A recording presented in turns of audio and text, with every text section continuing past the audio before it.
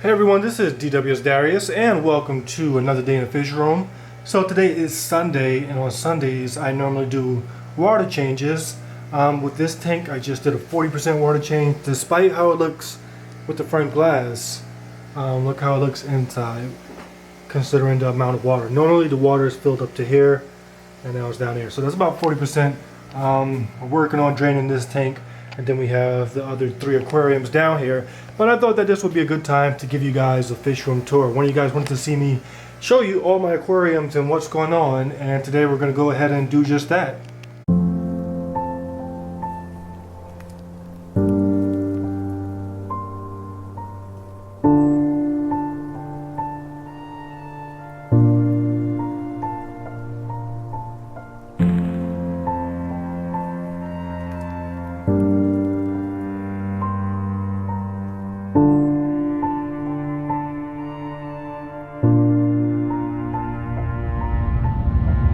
So we can start with this aquarium. This is my 880 gallon plywood aquarium, about 3 months old and doing awesome. Now with this thing I'm still experimenting with different ways I could do water changes. Today I did the normal siphon. As the temperatures get cooler, I don't want to be dumping water outside before I have my pump water outside, but with the cooler temperatures that water stay on the sidewalk for a long time. Don't want anybody tripping or falling because of that. So right now I'm using this method, and basically I have that hose and it's going directly down into a drain. I tried that with this tank. It takes about an hour just to get 40 to 50%, which takes a long time, but I was able to do it with a nice routine, because as soon as I wake up I get this thing draining, and then I got an hour to eat breakfast, to clean around the house, to do daily chores and things like that, and then I come and fill it up, and filling up takes another half an hour. And as you can see now, I'm using this time to make a video, so I'm learning to work around it. My other method is to put a pump in there, and I could pump it, like I said, outside, but that's better in the summer months when the water doesn't stay around the yard and around sidewalks. Or I could pump it into the bathroom over there, but it's kind of messy when I do that. So this is what I chose for today. Eventually, when I figure out the best way to do water changes on the system, I will share, because one of you guys wanted to see how I maintain all these aquariums. But yeah, this is the 880 getting the water change once a week. I've been doing water changes. This currently has my biggest freshwater fish, and it's just a very awesome setup. So with fish, the largest fish, and I love this above view, the largest fish is my Cichlid oscillaris. I'm not sure how well you can see that. This camera is like playing with me, but you can see him back there, Cichlid oscillaris. Now a lot of people tell me it's not Cichlid oscillaris. They tell me it's Cichlid mono. I'm not sure. When I bought it, it was labeled as oscillaris, and the two species are very similar, so I'm not sure if it's oscillaris or mono. I just know it's the biggest fish, and it definitely is a beast. I'd say it's about 18 inches long, about maybe 6 inches tall, 3 inches thick. The biggest fish I have, and like I said, it's a beast. I'm not sure if it's a male or female, but I know it is the dominant fish of the aquarium. After that, we have this guy, the green peacock bass. This is my Cichlid Orinoco. Second biggest fish. He's 18 inches as well. He's just not as thick and not as tall as the mono over there. And then the third biggest fish is going to be my Cichlid Indominus back there. Cichlid Indominus might actually be 19 inches. However, he's not that thick. He's kind of skinny, so I don't count him as the biggest fish yet, but pretty soon he will no doubt be the biggest fish, because he's already surpassed him in length. I'm just waiting for him to get a little bit more girth, and no doubt that's coming pretty soon, because he has quite the appetite. Behind him, the fourth biggest fish is my Lima Chevalnose, who's about 17 inches. A nice mid-sized catfish. It's a monster catfish, but it's not crazy. Most catfish get big enough to eat all these fish. Most catfish get like 4 feet long. This guy is going to stay at that 22 inch mark, and I think that is ideal for most people. After that, the fifth largest fish in here is probably my pike cichlid. Definitely the most aggressive. Even though he's not the most dominant, he is the most aggressive, and he guards this bottom section of the tank like crazy. Now, of course, during this water change, he's not going to be that aggressive, because this is a stressful process for them, but normally he is very territorial, and no fish is allowed on the bottom because he will chase them. So yeah, he's the fifth largest fish in here. After that is my flagtail Prochilodus, my favorite. This fish is about 14 inches. You can see him back there. A lot of people ask me about this fish because it's just amazing. I love the way he's able to get along with these cichlids with no problems. He doesn't cause any problems himself, and he's able to hold his own against these guys, so pretty cool. After that, I'd say the next biggest fish is the jaguar, this female jaguar. She has grown like crazy. Since putting her in this aquarium, she definitely wanted to grow, and she grew. She is about 13 inches. She's probably the fattest fish, and yeah, she's a beast. I didn't know female jaguars could get that big, but she definitely got that big really fast. That's all in the effort to keep up with these guys. After that, the Oscar cichlid, he's about 13 inches, about 6 inches tall. Remember, he got beat up by the red devil? Look at it. He's healed up very nicely. Besides that, we have the pier side. Pier side is about 11 inches. I like how round he is. So he's not only 11 inches long, he's about 7 inches tall. So a nice rounded fish. You saw his tail had those nips, and that came from the Orinoco. The Orinoco like really doesn't like him. It's probably because their colors are kind of close. They have that greenish color, but he's in there. Eventually, I will be taking the piercing out and putting him in that aquarium. And I think he'll be bigger. He'll have more seniority, and he deserves seniority because this guy he's a beast. He's not too aggressive, and I've had him for a while, so he deserves some seniority. And in this tank, because he's not too aggressive, he won't ever get a nice strength because these guys are all going to get bigger than him. After that, I'd say this tilapia. She used to be in an African cichlid tank, but the male beat her up. So I brought her down here. You can see she has that scratch on her side. But for the most part, she's okay. Not too much aggression. I thought she was going to look ugly in this tank because she's not the most decorated, colorful fish, but she definitely doesn't look too bad. And then we have my male jaguar. Look at this guy. He has teeth. Out of all my fish, he's the most weaponized. Look at that tooth. He has two of them right there in the front. But he's about 12 inches. He's growing nicely as well. He wants to become more dominant than this female. And once he's more dominant, as you saw in my last video, the female was chasing him around and he was trying to show off a little bit. But once he's more dominant, I do believe they will breed. And that will bring some problems because, you know, when they breed, they fight and everything. Look at the ghost knife. I might as well talk about him since he's out. That's the ghost knife over there. You can see his tail. He's out because this water change. I have a little cave I made for him. But with this water change, his cave, the water level in the cave is going down. So he's like trying to figure out what's going on. But he's over there about 14 inches. You can see his white and black tail over there. And then after that, we have two 4-line Pictus catfish. They're back there in the shadows. The pike really likes to bully them. So I'm thinking I'm going to add some more rocks in this to the bottom so that they can have just more hiding spots. So that just breaks some of the line of sight. And the final fish in here is my Enlacheri bitcher. Most of the time, this fish spends his time up there in the roots. You see his tail back there? You can see him. And he stays in those branches. Really cool to see him up there. Looks really natural. I guess he likes being up there because, you know, they take oxygen directly from the surface. And he sits in those roots, and I guess it's really close to the surface, so he comes up, gets some air, goes back down. He's just down there because of this water change. But yeah, currently those are all the fish in this aquarium. I love the fact that I don't need an algae eater because my flag topper Childis does a great job cleaning up algae. And yeah, that's what's going on with the fish. Now, if you remember the channel, when I first set up this tank, I put in a Cichlid Zingu peacock bass, which was about 8 inches. I thought he was going to be okay because look at all those roots. He was really working with those roots, hiding from these big guys. But one day I came home and he was dead. And that's most likely because of these peacock bass. They're just so crazy, and that's my fault because with any cichlid, when you keep multiple of the same or similar species, you have to keep either one, a mated pair, or a colony. If you keep less, they will fight because that's what they do. They build a hierarchy, and unless you have decent numbers, 5 or more, you will have problems. Eventually, I will have more than 5, and all the aggression between them should be balanced nicely. But yeah, that's the reason why I experienced so many deaths. Other than that, you can see my plants up here. This is all experimental. Not going to get into too much detail until I start getting some dramatic growth. I guess I could give you a look at some of the names. In these two trays, we have mostly aquatic plants, some house plants, but plants that naturally in the wild like being in water. Bacopa, we have Wandering Jew, Zabrina, Purple Wandering Jew, Amazon Sword, Parrot Feather, more Bacopa, more Zabrina, and a temple plant. Over here we have a carnivore pitcher plant. I have some flies down here, and hopefully when it's big enough I can take care of those. We got some ferns behind that, some lucky bamboo. Umbrella palm. This wasn't a center, but it wasn't getting enough light, so I put it over here, and now it gets a decent amount of light. Some ferns behind that. We have some pothos, and look at the pothos. I love the way the pothos is growing with those roots, really nice.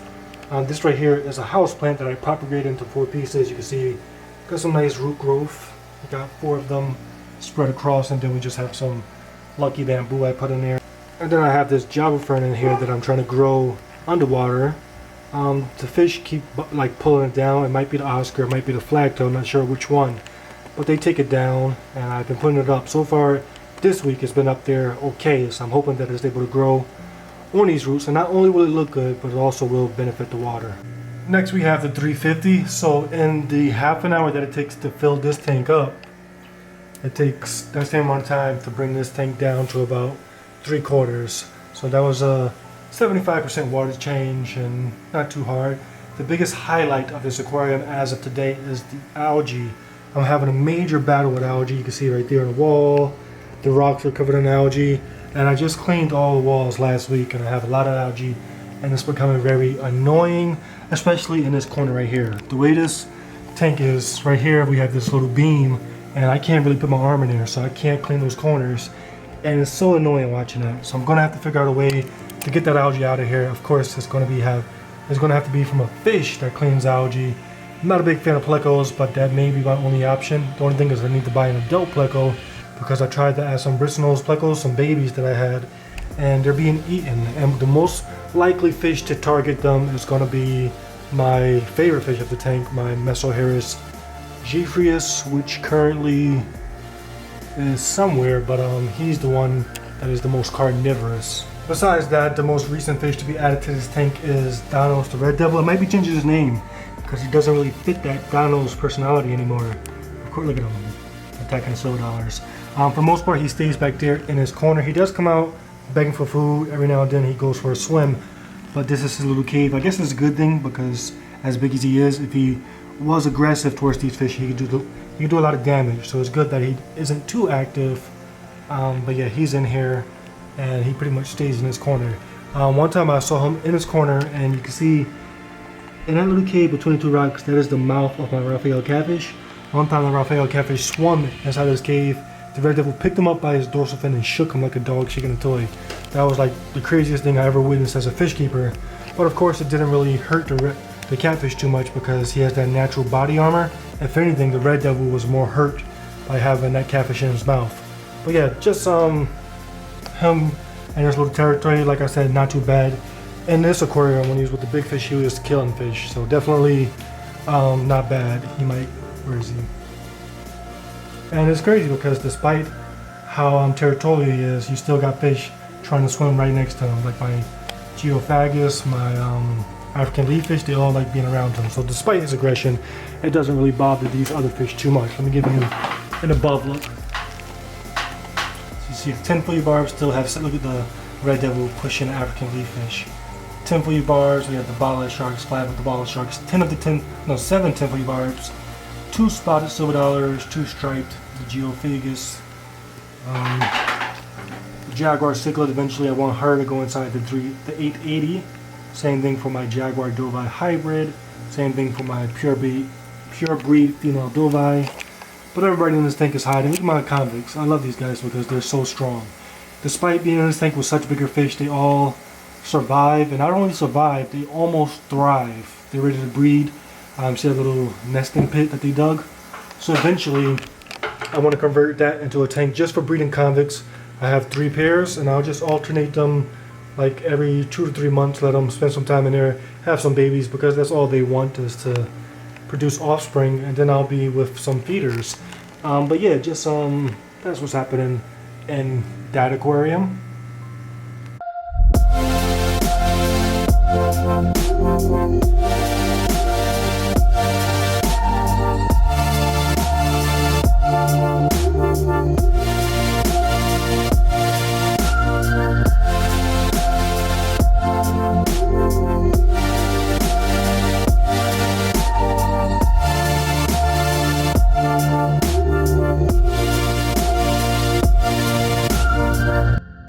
down here we have a 40-gallon aquarium.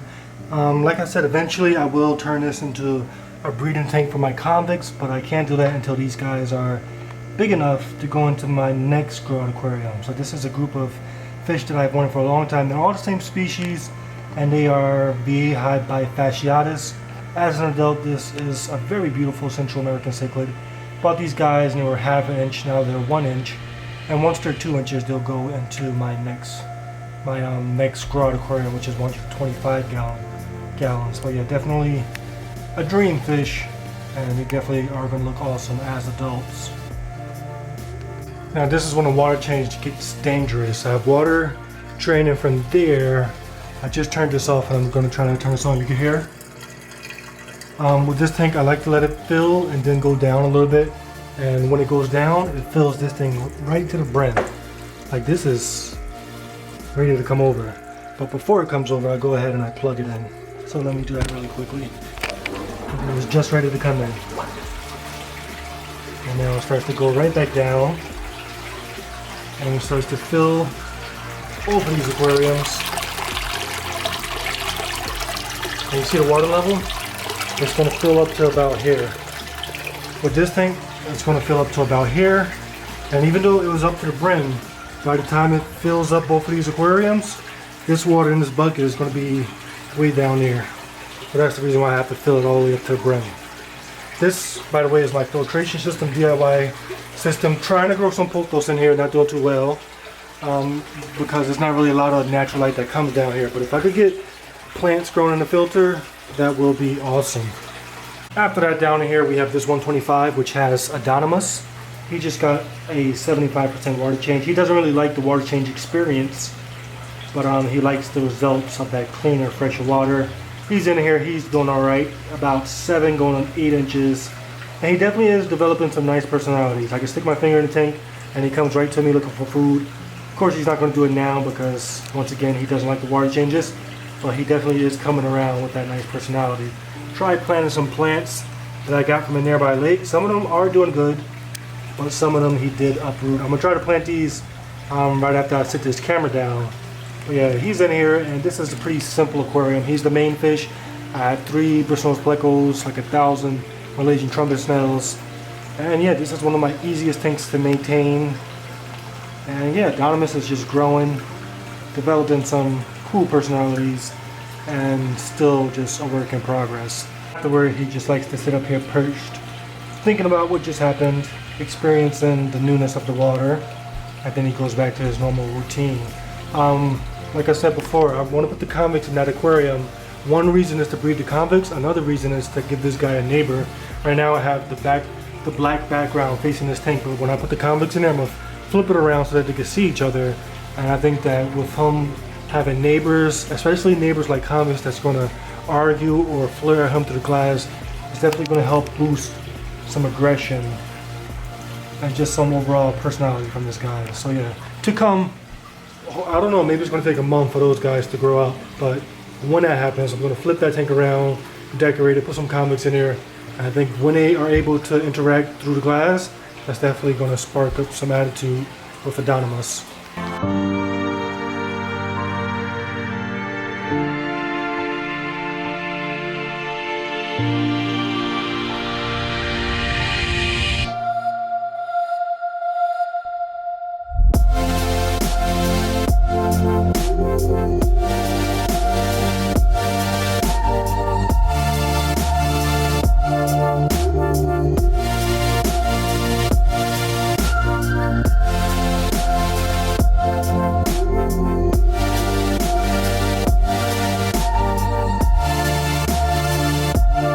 So over here we have a 125-gallon grow-out aquarium. I really like the decor of this aquarium.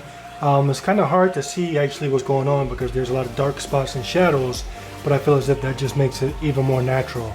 So above we have the pothos growing nicely, and this creates shadows, and also it creates a lot of roots down here. The roots with the driftwood, just an overall nice scene. And this is my grow-out aquarium. Eventually, when the fish in that 40-gallon aquarium are large enough, they will be added to this tank, and we just have a nice mix-up grow-outs. Of course, any grow-out aquarium of mine, we gotta have a peacock bass. This is a Cichlid Azul, about 5 inches. the biggest grow out in his tank and doing awesome. At the same time I bought him, I also bought me a snook cichlid right here. And the peacock bass and the snook have been together for their entire life, which has only been like 4 months. And they are like stepbrothers. They fight together, and yet they can't stay away from each other. So that's pretty cool. I'm not sure if it's a red-based snook or if it's a green-based snook, but regardless, it's a pretty unique shaped fish. I love his mouth, and as an adult, he's going to look awesome. And both of those guys I plan to put inside of my 880. And of course, you can't help but notice this guy. This is a red Oscar, a red black Oscar. Didn't intend on having this guy. I ordered me an albino Oscar, and they sent this guy. So we'll see how he becomes. Definitely has that Oscar personality. And then after that, we have this guy, a fish that I never thought I would keep. This is a African cichlid coming from Lake Tanganyika, the largest African cichlid in the world. You know it, the emperor cichlid. So yeah, a lot of people say that this is the largest cichlid in the world, and I saw it for sale and I couldn't resist. Now normally with me, I always say don't mix New World cichlids with African cichlids because of their different requirements of water parameters. However, this guy I just couldn't resist. So I have him in here with these New World cichlids. So far I'm not seeing any problems when it comes to the lower pH. I have the pH at about 7.6. But so far this guy is an absolute beast. Bought him a month ago, and he's already grown an inch. He eats like crazy. And this is going to be my second largest fish out of all my fish. I love his body pattern. He has that like tail, kind of looks like a saltwater fish. So definitely a cool fish. You can see him showing some aggression towards these smaller guys. But yet the plan for him is to grow him up and to eventually put him in my 880. Definitely looking forward to see how he looks. Now with all these fish, I'm recording them every few weeks, and by the end of it I'm going to have a nice little video of all these guys growing from little baby fish until adults. So that definitely will be pretty cool. We have some growouts that are not for the 880, like this right here is a Vieja Fenestratus. This type of fish has 3 varieties. You have your normal pattern, you have your marble pattern, and then you have your pink variety. This guy is obviously not going to be normal. He's already starting to peel. Now I hope that he becomes marbled, because the marble pattern in my opinion looks the best. But if he becomes pink, that doesn't look too bad either. But you can definitely tell he's peeling. You can see his face starting to peel, so he definitely will transform. But yeah, definitely will be nice. Like I said, I'm recording the growth of this fish, so make sure you subscribe to make sure you catch out how this fish transforms. But he's in there about 4 inches. Then we have a Argentina cichlid. This used to be in the family of the Vieja, but I think they changed the group. I don't know if it's, I forgot the name of the group, but it's in a different family group, but it's very similar to the Vieja. This is the Argentinas.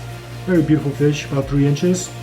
And then we have another Vieja Verhoderi, probably pronounced that name incorrectly, but this one is about 2 inches.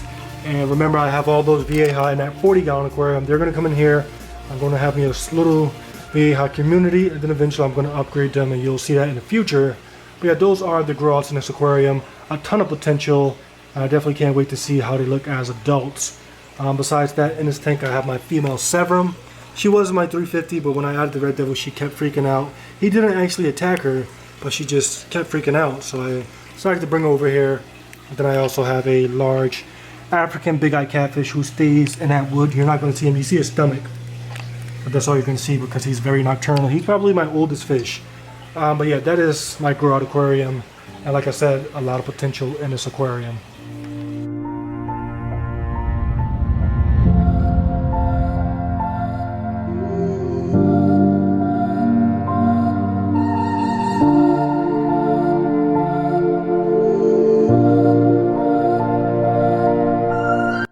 Okay, so this right here is my 210-gallon aquarium. Obviously, this tank is not in the fish room.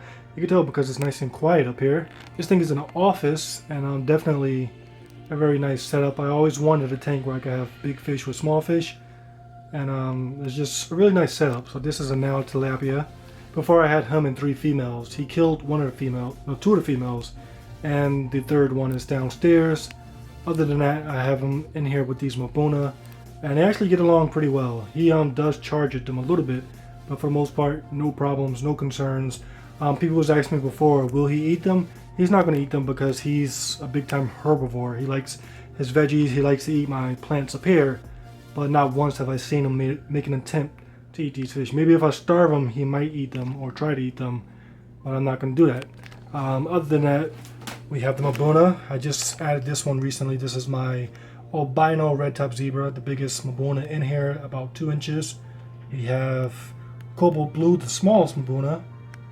This guy's about 1 inch. After him, the second smallest is this Mason Reef. I hope it's a male. I bought it as a guaranteed male, so I'm hoping it's a male because that will be the dominant fish eventually and show some awesome colors. We have 3 yellowtail ACI. You can tell by their yellow tails. We have 6 Masobo Deep Magunga. You can see the females. They all, when I bought them, look like these females. This yellow coloration. And now 2 of the males are transformed. Look at this one guy. Very nice looking fish. And the second one is right here, less dominant, so not fully transformed.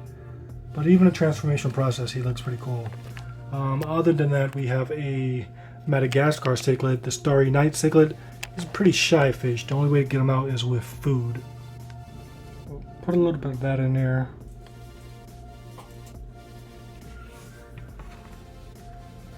So we put the pellets in there and he's right here. Look at him.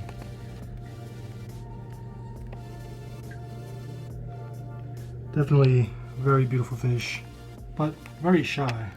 So eventually as he grows, I'm pretty sure he's going to come out a little bit more. But that's the current stock of this tank. Of course, I don't plan on keeping these fish in here long term. Eventually this guy, once he's big enough, I may put him in the 880. These Mbuna will go into a 125, and I'll probably bring up either Indominus or my Jaguar pair. I'm not sure. Whichever one gets biggest or bigger the fastest, I'll bring up here. But yeah, this currently is the setup, and it's definitely not bad.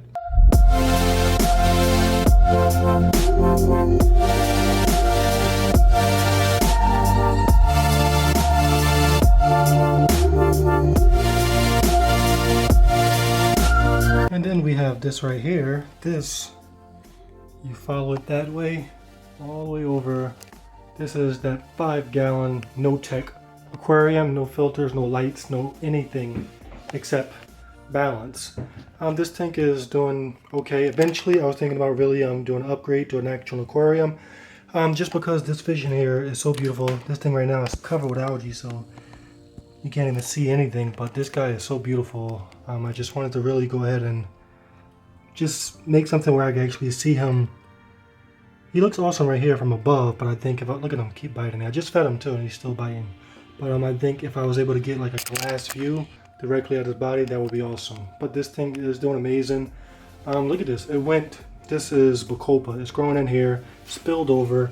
It's growing behind here, and it's going all the way down. Eventually, I'm pretty sure it may even touch the floor. But with this thing, no need to go into much detail because I just made a video about it not too long ago. Everything is doing awesome. I added a few new plants. This is Wandering Jew.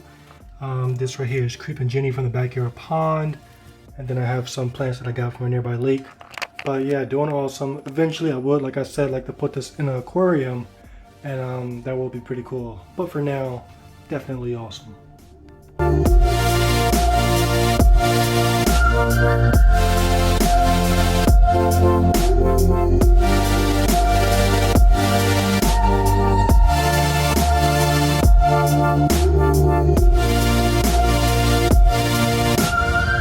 Look at that, it's just an absolute swamp. So this right here is the 90-gallon above ground pond. Last time you saw this pond, I was using it as a pond slash inverted aquarium. Very nice setup. However, after Hurricane Irene came, it tore everything up and I stopped taking care of it. And now we have swampy looking water. We have leaves all over the place, a bunch of algae, a bunch of dead leaves from these plants, and it's just a mess. Now, even though this is such a mess, I really don't mind because it's kind of natural. I mean, I go to lakes all the time and I catch it looking just like this. And you know, I have my mosquito fish in here. Sometimes I do catch a lot of mosquito larvae, and I can actually watch them hunt the mosquito larvae, and that's pretty cool to see. On top of that, I know all the birds in the area like it. I catch all different types of birds in here, bathing. I catch birds in here trying to eat mosquito larvae as well. So really not too bad. No filter, no anything. And I'm probably going to let it go like this next year. By next year, I'm pretty sure these plants are going to be more adjusted to this environment, and I'm going to have a bunch of these cattails in here. and I think it's gonna look really cool. I'm probably not gonna be able to get it on camera, but the entire bottom, and all you see is a reflection, but the entire bottom is covered with roots. So I'm pretty sure by next season, when these plants start reproducing and start spreading around, the entire bottom is going to be all roots, and it's going to be a really interesting setup.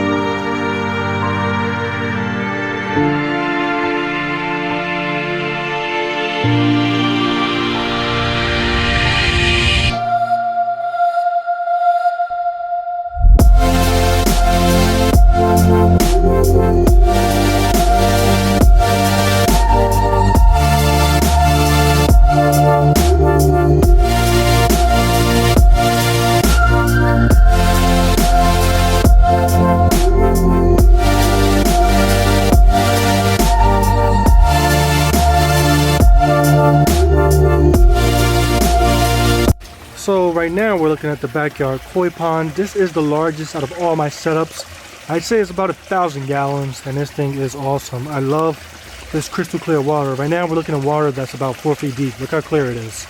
I love the colors of the fish. When the temperatures start to cool down, it's like these fish, especially the reds and oranges, gets extremely bright. So just definitely very rewarding to see this pond.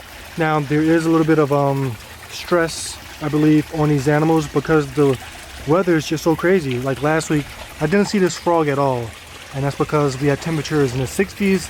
Everything was getting ready to hibernate, and now we have temperatures in the 80s, so he has to come out of hibernation. These fish don't know what to do.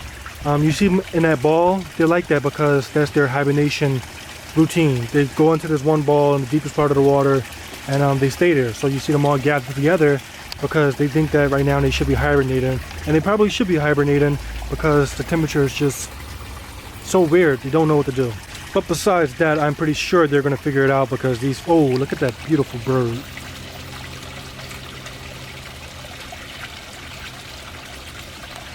That's one of the good things about this pond. I attract such beautiful wildlife. Look at that. I never even seen a bird like that in this neighborhood. Such a gorgeous little thing. But yeah, he's coming over here to get a drink or look for some bugs in that waterfall. Wait, no, he's taking a little bath. But yeah, besides that, this was a pretty decent year for the pond. The plants did amazing, especially this creeping Jenny. Look at that. I planted 2 little pieces. I planted one right here, one right there in the spring, and all of that is creeping Jenny over there, all over here covered in the rocks. Not only does it look good, make the pond look more natural, but also it's a nursery for my mosquito fish. And at the beginning of the season I started with just 2 mosquito fish. Now I easily have about maybe 60 of them. There's so many of them. Right now you can't see them because they're in this thickness, and they love the creeping Jenny. So far this year the plants was the highlight. The iris did awesome, got extremely big.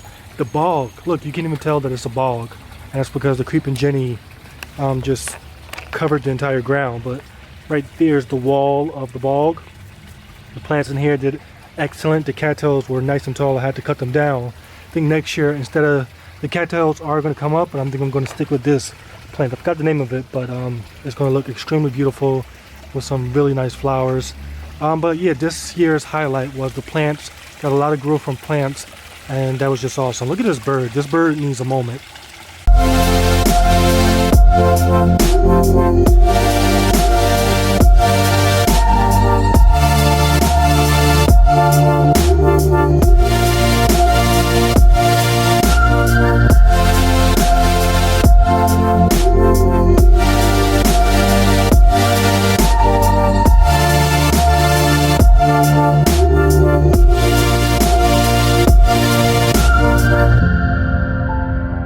But yeah, in the days to come, the temperatures will drop. I'm going to eventually get in there, cut these plants down. And yeah, this pond is going to be in hibernation mode. But definitely one of my most relaxing setups. It's just out here in the wild, well not in the wild, but it's free to all the elements, and it's just my closest thing to actually wild setup, and it's just definitely very amazing. So yeah everyone, that's the fish room as of today. Of course, any comments or questions, let me know in the comment section below. So today's Sunday. I gave a water change to all the aquariums down here in the fish room. I also gave a water change to that 5-gallon pond tank. On Tuesdays I'll give a water change to my 210, and then randomly I'll do a water change on my pond. The pond definitely doesn't get as much maintenance because it's outside. It gets natural evaporation and rain and everything like that. But like once a month I'll do service to the pond. But yeah, just a day in the life. And yeah, that's gonna be all. Thank you for taking the time to watch this video. If you haven't already, make sure you subscribe, because these fish are growing, they're getting smarter, they're doing awesome stuff every day, and it's just awesome to witness it. But yeah, thank everybody that's taking the time to watch this video. Thank everybody who subscribed already. Definitely appreciate it. That's going to be all for today, and I'll catch you guys on the next one.